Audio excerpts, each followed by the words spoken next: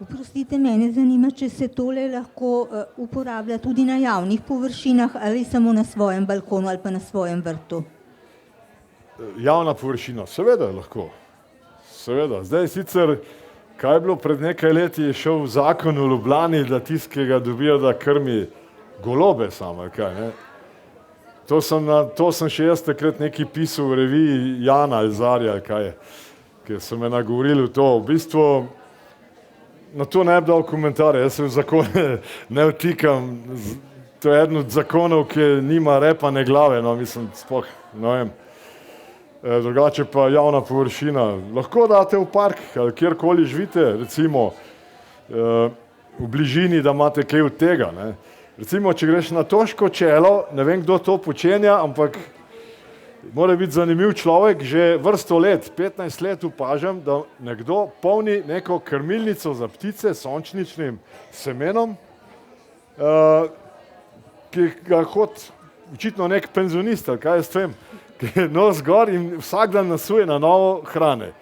Se pravi, sredi gozda, sredi ničesar, tam ni hiš, nič.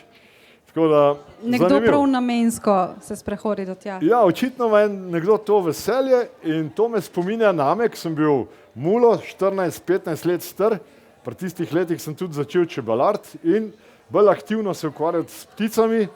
Sem imel z Litije, sem doma, sem imel v gozdu v Sitarjevcu nad Litijo, to je hrib, ki se vzpenja neposredno nad samim mestom. Sem imel bivak narejen iz smrekovih vej, narejen tako izdelan je bil, da bi si lahko prenočil v njem, veliko krmilnico. No in jaz sem vsak dan gor hodil in sem v bistvu že takrat malo izkušenj dobil. Tako da ta ptičarski spomin mi sega zelo daleč, no. Še kakšno vprašanje mogoče? No, potem pa hvala lepa, Hvala vam vsem. Ivan, da si bil z nami, hvala vsem obiskovalcem. Knjigo Svet vrtnih živali in knjigo Svet čebel lahko kupite na stojnici založbe Družina v prvem predverju. Ivan, boš kaj podpisal?